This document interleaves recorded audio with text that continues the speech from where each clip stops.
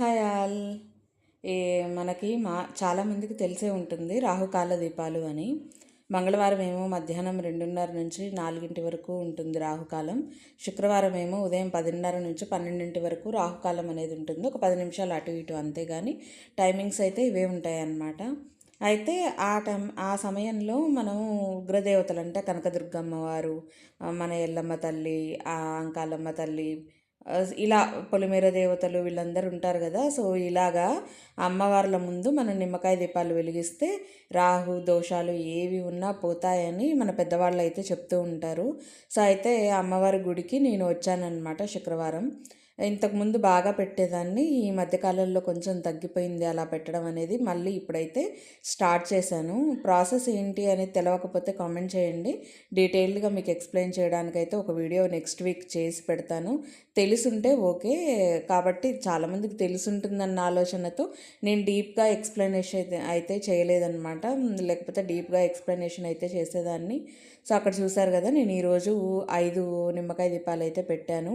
9 పెడదామని తీసుకెళ్ళాను, కానీ డొప్ప మనం తిరగొట్టేటప్పుడు విరిగిపోతూ ఉంటాయి కదా, అవి దీపాలకి పనికిరావన్నమాట. అందుకోసం అని చెప్పి నేను 5 తీసుకున్నాను. ఒకటి ఎక్స్ట్రా ఉండింది. సో ఆ ఒకటి వేరే వాళ్ళకైతే ఇచ్చాను. అటు ఇటు కాకుండా మనం 7 పెట్టకూడదు కదా, సో అందుకని వేరే వాళ్ళకి కూడా ఇచ్చేసాను అనమాట. నాతో పాటు చాలామంది వచ్చారు అమ్మవారి దగ్గర పూజ అయితే చేయడానికి.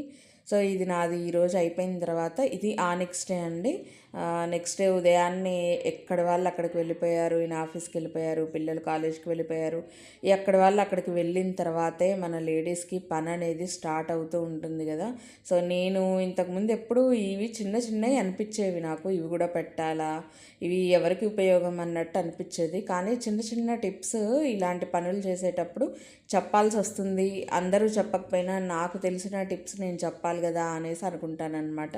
సో మీకు ఏంటి టిప్ అని వినే ముందు నేను చేసేది చూస్తూ నేను చెప్పే టిప్స్ కూడా పాటించడానికి అయితే ట్రై చేయండి. సో మీరు ఇక్కడ చూస్తున్నారు కదా, నేను ఈ బెడ్షీట్ అనేది మ్యాక్సిమం అందరు ఏం చేస్తారు, ఓల్డ్ బెడ్షీట్ గబగబా తీసేసి దాని మీద న్యూ బెడ్షీట్ అయితే వేస్తారు కదా. అయితే ఇక్కడ నేను చెప్పాలనుకునే చిన్న టిప్ ఇదే అనమాట. సో ఓల్డ్ బెడ్షీట్ని అలాగనే ఉంచి కొన్ని రోజులు, ఒక 5 డేస్ లేకపోతే 4 డేస్ 3 డేస్ పైన న్యూ బెడ్షీట్ వేసుకుంటే ఏమవుతుందంటే పైన ఉన్న న్యూ బెడ్షీట్కి ఎక్కువగా మరకలు అంటవు. అలా అని తొందరగా మనం లేచి కూర్చునేటప్పుడు బెడ్షీట్స్ ఎలా ఉంటాయండి, మనం ఉదయాన్నే ఎలా అయితే సర్దుతామో అలా ఉంటాయా, ఉండవు కదా. అటు ఇటు జరిగిపోవడం, లేకపోతే మనం లోపలికి ఫోల్డ్ చేసింది బయటికి రావడం, ఇలా మళ్ళీ పిచ్చి పిచ్చిగా అయిపోతుంది అనమాట. పిల్లలు ఉన్నప్పుడు పిల్లలు ఏంటంటే ఊరికే బెడ్ మీద పడుకుంటారు, లేస్తుంటారు, కూర్చుంటారు, టీవీ చూస్తుంటారు, మళ్ళీ లేస్తుంటారు కదా. సో అలా ఫోల్డ్ చేసినప్పుడు ఆటోమేటిక్గా అది పైకి వచ్చేస్తుంది అనమాట. డే అంతా మనం అలాగా పైకి వస్తున్నప్పుడు సరి చేసుకుంటా కూర్చోలేం కదా.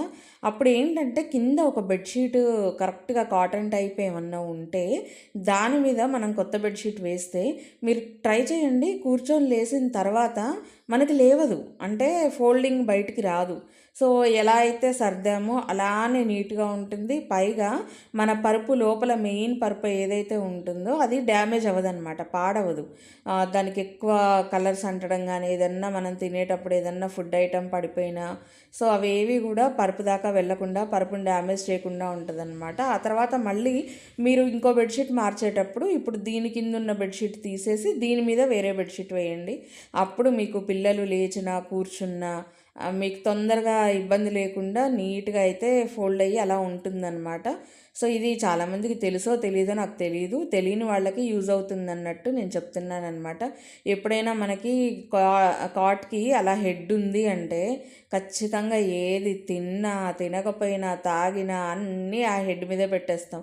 ఈవెన్ రిమోట్స్తో సహా, ఫోన్లతో సహా, మొబైల్ గ్యాడ్జెట్స్ ఏవి ఉన్నా మనం ఆ హెడ్ మీదే పెట్టేస్తాం కదా ఆటోమేటిక్గా. ఎందుకంటే మనకి ఆటోమేటిక్గా ఇంకా చెయ్యి వెళ్ళిపోతుంది అనమాట, పైకే వెళ్ళిపోతుంది. నిద్రపోయేటప్పుడు ఏముందిలే రేపు ఉదయాన్నే తీయొచ్చు అని పెడతాము, ఇంకా అదంతే ఉంటుందన్నమాట. సో నేను ఖచ్చితంగా 3 డేస్కి ఒకసారి 4 డేస్కి ఒకసారి బెడ్షీట్ అనేది మారుస్తాను. అది నల్లగా ఉన్నా పాడైనా పాడు కాకపోయినా ఎలా ఉన్నా మార్చేస్తానన్నమాట. ఎందుకంటే ఈ కాలంలో ఎక్కువగా స్కిన్కి సంబంధించి ఇన్ఫెక్షన్స్ ఎక్కువ మందికి చూస్తున్నానండి. బయటికి వెళ్ళి వచ్చి మళ్ళీ మంచాల మీద పడుకుంటూ ఉంటారు కదా, అది ఖచ్చితంగా మన బెడ్షీట్కి పిల్లో కవర్స్కి ఎంతో కొంత ఉంటూనే ఉంటుంది బ్యాక్టీరియా అనేది. సో కంపల్సరీ 3 డేస్కి వన్స్ అన్నా మనం బెడ్షీట్స్ అనేవి మార్చుకోవాలండి. అలానే సెకండ్ టైం వాష్ చేసేటప్పుడు కొంచెం డెటాల్ వేసి, ఒక చిన్న మూత డెటాల్ వేసి వాష్ చేసుకుంటే బెటర్ అండి. స్మెల్ కోసం కంఫర్ట్స్ ఇవన్నీ వాడుతుంటాం, కానీ డెటాల్ ఏంటంటే యాంటీబయాటిక్గా వర్క్ చేస్తుంది కాబట్టి కొంచెం అది వాడితే బెటర్ అని నా ఉద్దేశం అయితే. సో ఇవి శారీస్ చూడండి, ఇవి కొత్తవన్నమాట. ఇది వచ్చేసి మా తోటికోడలు పంపించింది నాకు. వాళ్ళ బాబు ఇరుముడి వేసుకుంటే అప్పుడు నేను వెళ్ళలేకపోయాను, మా హస్బెండ్ వెళ్తే పంపించారనమాట. అక్కకి ఇవ్వు అని చెప్పి ఇచ్చిందంట కవర్ అనేది. సో ఇది తను పంపించింది. ఇంకొక శారీ ఉంది కదా, సో అది వచ్చేసి ఏంటంటే నేను మొన్న హోమం చేసుకున్నాం కదా, సో హోమంలోకి నేను అమ్మవారి దగ్గర అయితే పెట్టొచ్చాను అనమాట. పెట్టేసి వచ్చి ఇంకా కుట్టించుకోలేదు, రీసెంట్గానే అయిపోయింది హోమం అనేది. సో ఇది ఇంకా కుట్టించుకోలేదు, బ్లౌజులు కూడా డివైడ్ చేయలేదు. ఇప్పుడు ఇవి ఎందుకు తీసాను అంటే ఈ శారీస్ బ్లౌజ్ స్టిచ్చింగ్కి ఇద్దాము, అలానే ఓవర్లాక్ ఫాల్ లైనింగ్ అన్నీ కూడా తీసుకొని రావాలి కదా, చేయించుకోవాలి కదా. వన్స్ శారీస్ తీసి ఆ టైలర్కి ఇచ్చేసామంటే ఇంక అన్నీ ఆమె చూసుకుంటుంది, ఫైనల్గా పేమెంట్ చేస్తే సరిపోతుంది. సో నా దగ్గర ఉందండి కుట్టే అమ్మాయి టైలర్, నా దగ్గర వర్క్ చేస్తుంది. సో తనకే ఇస్తానన్నమాట నేను. ఈ చూసారా శారీస్ అనేవి 3 కూడా కొంచెం సిమిలర్గానే అనిపిస్తూ ఉంటుంటుంది మీకు, కాకపోతే కలర్లు కొంచెం డిఫరెన్స్. అండ్ చాలా బాగుంటుందండి, అంటే కట్టుకున్న తర్వాత లుక్ వస్తుంది. జస్ట్ నేను ఏంటంటే మీకు చూపిద్దామన్నట్టుగా జస్ట్ పైన వేసుకొని చూపించాను, కానీ అవైతే చూడ్డానికి కలర్ బాగుందనిపించింది, నాకు మంచిగా అనిపించింది. అందుకని చెప్పేసి నేను అవైతే తీసుకున్నాను. ఒకటైతే నా ప్రమేయం లేదు, నా తోటికోడలు పంపించారని చెప్పాను కదా, సో అది కూడా చాలా బాగుంది చూడ్డానికి, కట్టుకున్నాక బాగా లుక్ వస్తుంది. ఇవేంటంటే ఆ అమ్మాయికి ఇవ్వడం కోసం అయితే రెడీ చేస్తున్నాను. మీరు కూడా కొత్త మోడల్ డిజైన్స్ శారీస్ ఏ ఉన్నాయి, కలెక్షన్ ఎలా ఉంటుందని చూడడానికి ఇష్టపడుతూ ఉంటారు కదా, అందుకని మీకు అది చూపించాను అనమాట. సో నెక్స్ట్ కట్టుకునేవి కూడా మీరు చూస్తుంటారు కదా ఫ్యూచర్ వీడియోస్లో. కంపల్సరీ అవి స్టిచ్చింగ్ నుంచి వచ్చిన తర్వాత పండగలకు ఏదన్నా ఇంట్లో చిన్న చిన్న ఫంక్షన్స్ ఉంటేనో మనం ఖచ్చితంగా శారీస్ అయితే ప్రిఫర్ చేస్తాం కదా. సో ఇంకా అది అయిపోయిన తర్వాత కిచెన్ సెక్షన్కి అయితే వచ్చేసానండి. నిజంగా అండి ఒక్కోసారి కిచెన్ చెయ్యాలంటే నాకు చాలా నీరసం అయితే వచ్చేస్తుంది అనమాట. ఎంత పని చేసినా ఏదో ఒకటండి, ఉదయాన్నే క్లీన్ చేసి లేవంగానే క్లీన్ చేసినా, నైట్ పడుకునేటప్పుడు క్లీన్ చేసినా, మళ్ళీ ఏదన్నా ఒక డిష్ ప్రిపేర్ చేయంగానే మళ్ళీ అక్కడంతా చెత్త అంతా వచ్చేస్తుంది అనమాట. చుట్టూ స్టవ్ చుట్టూ ఉంటుంది మనకి చెత్త అంతా వచ్చేస్తుంది. ఇవి చూసారా తీగలు, ఇవి తినలేదనమాట, ఇంకా కింద పడేసేసాను. అవి ఎండినట్టుగా కూడా అయ్యాయి, అందుకని పడేసాను అనమాట. నేను ఆ బండ తుడుచుకోవడానికి ఒక క్లాత్ సపరేట్గా పెట్టుకుంటానండి. మసిగుడ్డలు సపరేట్గా ఉంటాయి, అండ్ ఆ ఫ్లోర్ క్లీన్ చేసేది ఆ క్లాత్ సపరేట్గా ఉంటుంది. సో దాంతో ముందు క్లాత్ తోటి అయితే నేను క్లీన్ చేస్తాను. ఇప్పుడు మార్కెట్లోకి డిఫరెంట్ టిష్యూస్ అలాంటివి వచ్చినాయి, కానీ ఎన్ని వచ్చినా ఇంతకుముందు ఎప్పటి నుంచో మనకి క్లాత్ అనేది అలవాటు అయిపోయింది కదండి. ఆటోమేటిక్గా మనం క్లాత్ది ఉండిపోతాము, క్లాత్కి అడిక్ట్ అయిపోతాం కదా. ఇంకా ఆ తర్వాత బాగా ఆకలిస్తుంది, చెప్పాను కదా, ఎటోళ్ళు అటు వెళ్ళిపోయారు, పిల్లలకు బాక్సులు ప్రిపేర్ చేశాను, పంపించేశాను. ఇంకా వాళ్ళు వెళ్ళిపోయిన తర్వాత ఆఖరికి నేను టిఫిన్ అయితే చేసుకొని తింటాను. నేను మొన్నటి వీడియోలో పెట్టాను కదా పళ్ళ పచ్చడి, అంటే మిరపళ్ళ పచ్చడి పెట్టించానని. అది అసలు నిజంగా చాలా బాగుందండి. అటు పూర్తిగా కారంగా లేదు, ఇటు పూర్తిగా చప్పగా లేదు, తినడానికైతే నోటికి చాలా బాగుంది. సో పిల్లలకి మార్నింగే అన్నం కూర అన్నీ చేసేసాను కదండి, వాళ్ళకి బాక్సులు కట్టేశాను. సో దోసపిండి మిగిలింది, వాళ్ళకి ఏగా మిగిలింది ఫ్రిడ్జ్లో అయితే పెట్టేశాను. ఇక నేను ఇప్పుడైతే దోశ వేస్తున్నానండి. దోశకి కాంబినేషన్గా పల్లి చట్నీ అయితే ఉంది. పల్లి చట్నీ ఉన్నా కానీ నేనైతే పచ్చడి కనిపిస్తే పచ్చడే పెట్టేసుకుంటానండి. నోటికి కారంగా ఉండడం నాకు ఇంపార్టెంట్. పిల్లలు అంత కారం తినలేరు కాబట్టి వాళ్ళకి చట్నీ అనేది సరిపోతుంది, నాకు సరిపోదండి. నేను కొంచెం కారం బాగానే తింటాను, అందుకని నేను వచ్చేసి కొద్దిగా పండ పచ్చడి అయితే పెట్టుకుంటానన్నమాట. సో ఆయిల్ నాకు కొంచెం ఎక్కువ వేసుకుంటానండి, మీరు భయపడొద్దు. ఆయిల్ విషయానికి వచ్చేసరికి నేను ఎప్పుడైనా కొంచెం అందరి మీద కొద్దిగా ఎక్కువ వేసుకుంటానండి. తెలీదు, ఆయిల్ లేకపోతే తిన్న సాటిస్ఫాక్షన్ అయితే ఉండదన్నమాట. సో యువతల దోశకి సంబంధించి అది కాలేలోపు నేను పళ్ళ పచ్చడి సీసా ఫ్రిడ్జ్లోంచి అయితే తీస్తున్నాను. సో అంతకుముందే చూపించాను కదా, తాలింపు వేసిన పళ్ళ పచ్చడి అనేది అయిపోయింది. ఏదన్నా కొత్తగా ఒక పచ్చడి చేసాము అంటే ఆ పచ్చడి మీదే లాగుతుంది. మనం ఎన్ని కూరలు చేసినా ఒక 2-3 రోజులు ఖచ్చితంగా పచ్చళ్ళే తింటూ ఉంటాం అనమాట.